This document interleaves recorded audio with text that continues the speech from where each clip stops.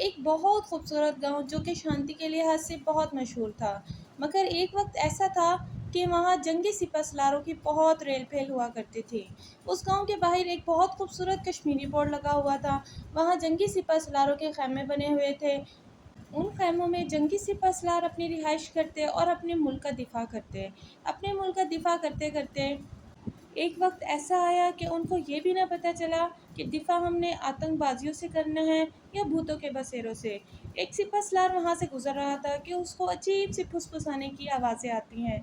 वो थोड़ा सा चौकन्ना हो जाता है। उसको लगता है कोई आतंकबाजी उनके खैमे में घुस गया है। मगर वो देखता है उससे वहाँ कुछ नज़र नहीं आता।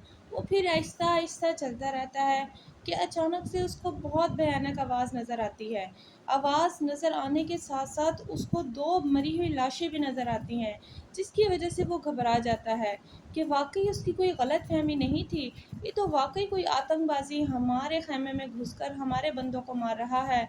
ऐसा कहकर वो प्रधानमंत्री के पास जाता है और उससे सारे मामले के बारे में बताता है। पर प्रधानमंत्री उसकी बात पर बिल्कुल तवज्जो नहीं देता और उनको और अच्छे से पेश आने की कहता है कि अपनी ड्यूटी पर फोकस करें। वो उसके लिए एक कैप्टन को हायर करता है और कैप्टन को कड़ी नज़र रखने की कहता है कि कोई भी आपको कोई भी मामलात इधर-उधर लगें, आप हमें फ़ौरन राब्ता करें। कैप्टन एक न्यूज़ रिपोर्टर निर्मला और कशमाला को भी हायर करता है, ताकि साथ-साथ वो दुनिया को भी तमाम ख़बरें पहुँचाते रहें और अच्छे से मामलात हल होते रहें। न्यूज़ रिपोर्टर और कैप्टन खड़े दोनों आपस में एक-दूसरे से बात कर रहे होते हैं और कैमरामैन का भी फ़ोकस होता है। अचानक से वो फ़ोकस करते-करते उसको क्या नज़र आता है कि कैमरे में एक बहुत भयानक शक्ल नज़र आती है, जो कि फ़ौजी के कपड़ों में होती है। जब वो उसको कैप्चर करने लगता है, अचानक से वो शक्ल गायब हो जाती है। वो सब एकदम से बहुत सहम जाते हैं। पीछे से एक भारी हाथ आता है और उसको धक्का देता है और वो नीचे जा गिरता है। वो बोलता है, मैं नहीं गिरा, मुझे किसी ने बहुत बुरी तरह धक्का दिया है। कैप्टन भी चौकन्ना हो जाता है कि ये किसी आतंकबाज़ी का तो काम नहीं लगता। निर्मला भी उसे यही बात कहती है कि हमारे पुरानी सदी में बहुत भूत हुआ करते थे और मैंने बहुत ज़्यादा हिस्ट्री पढ़ी है। 2003 में मैंने सुना था कि यहाँ एक फ़ौजी का बुरी तरह कत्ल किया गया था और उसकी आत्मा को कभी शांति नहीं मिली और उसके मरते हुए लास्ट अल्फ़ाज़ यही थे कि मेरी आत्मा हमेशा से भटकती रहेगी। क्या ये उसी की आत्मा तो नहीं है? हमें इसके बारे में थोड़ा जाँच-पड़ताल करना चाहिए, इससे पहले कि हमारे और नौजवान की मौत हो और सब एक-एक करके मर जाएँ। कैप्टन उसकी बात पर थोड़ा-सा गौर-व-फ़िक्र करता है और उसको कहता है, चलो, अगर आप कहती हैं तो इस पे भी गौर-व-फ़िक्र करना पड़ेगा। लेकिन मुझे तो ये किसी आतंकबाज़ी की ये चाल लगती है। वो हमारा ध्यान दूसरी तरफ भटकाना चाहते हैं और हमें डगमगाना चाहते हैं। तभी वहाँ से एक सिपाही गुज़र रहा होता है। उसका चेहरा बहुत झुलसा हुआ होता है, लेकिन उसने अपने साथ-साथ और भी भयानक रूप पाले होते हैं। लेकिन वो होते तो इंडियन आर्मी के हैं, लेकिन उनके अंदर इंडियन आर्मी नहीं होती, वो कुछ और ही बस रहे होते हैं। निर्मला ये सब देखकर रोने लगती है कि हमारे नौजवानों का क्या बुरा हाल हो रहा है। आप मेरी बात पे विश्वास क्यों नहीं करते? लेकिन कैप्टन उसकी बात पर फिर भी नहीं मानता। निर्मला उसको बहुत समझाने की कोशिश करती है। कैमरामैन को कहती है कि ये हमारे बस की बात नहीं है, हमें कुछ और ही सोचना पड़ेगा। अचानक से बहुत भारी आवाज़ें आने लगती है। वो बहुत भयानक मंज़र नज़र आता है। वो सब देखकर हक्के-बक्के रह जाते हैं और वो बहुत खौफ़ज़दा होते हैं। वो कैमरामैन को कहता है कि हो सकता है कि हम कोई वीडियो रिकॉर्ड कर लें।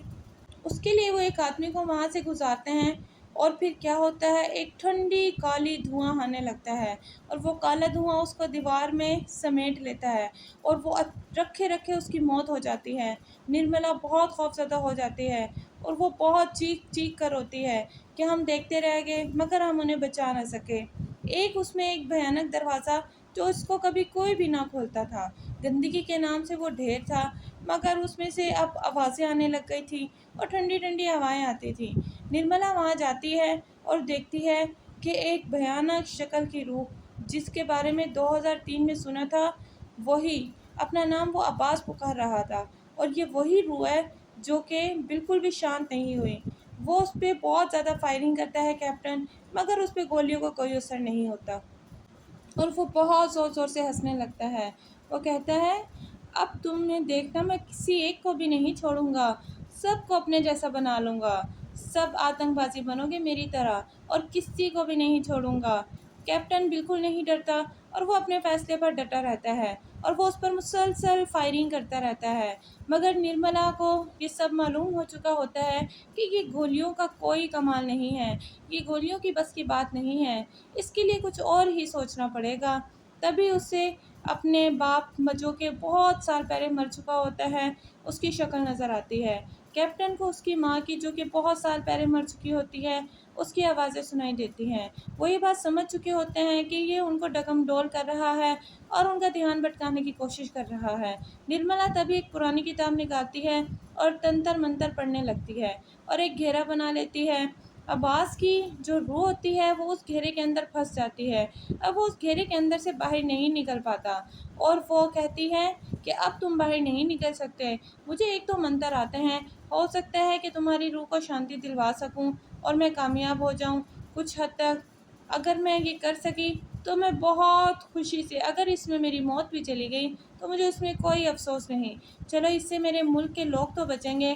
तभी एक नीली रोशनी उनके सर पर पड़ती है और वो उनकी हिफाजत में आ जाती है, और तभी अब्बास की रूह जल कर राख हो जाती है। मगर कहानी यहीं ख़त्म नहीं होती। तभी वो उसके लिए दुआ मांगते हैं और उसकी रूह को शांति दिलवा देते हैं। अभी वो जाने लगते हैं कि उनके सामने मज़ीद और घटनाएं घटने वाली होती हैं। उनको नहीं पता होता कि उनके साथ क्या होने वाला है। वो एक होटल में जाते हैं और वो होटल के मालिक को बोलते हैं कि हमने तमाम आतंकबाजी जैसी तमाम चीज़ों को ख़त्म कर दिया। अब किसी का कोई डर नहीं। अब ना हमारे फ़ौजी नौजवान मरेंगे, और ना ही किसी मुल्क का दिफा होने से बच सकेगा, और न ही हमारी नौजवान नस्ल को अब किसी से भी डरने की ज़रूरत है।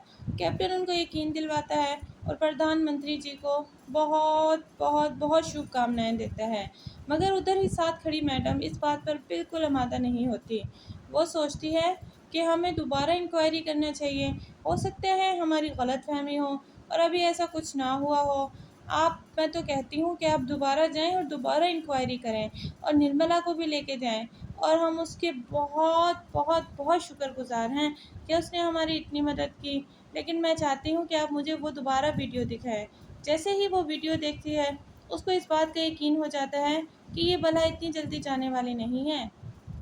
तभी निर्मला, कैप्टन और कैमरामैन दोबारा उधर जाते हैं और उधर की छानबीन करते हैं, मगर उनका शक बिल्कुल दुरुस्त निकलता है।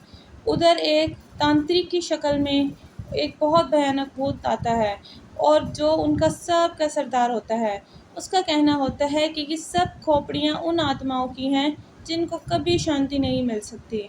तुम जितनी मर्जी कोशिश कर लो, ये कभी शांत नहीं होंगे। निर्मला फ़ौरन से गन निकालती है और उस पर फायरिंग करती है, मगर उस पर फायरिंग का कोई असर नहीं होता।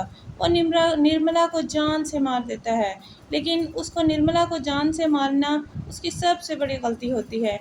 निर्मला की रूह निकलती है और उस तांत्रिक का गला दबा देती है, और वो कहती है, तुमने मुझे मार दिया ना, अब तो मैं तुम्हारी तरह ही एक रूह हूँ।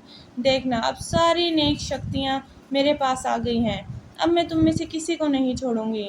ऐसे कहकर वो सबको मार देती है, और निर्मला को इस बात पर कोई दुख नहीं होता, और उसकी रूह भी हमेशा के लिए शांत हो जाती है।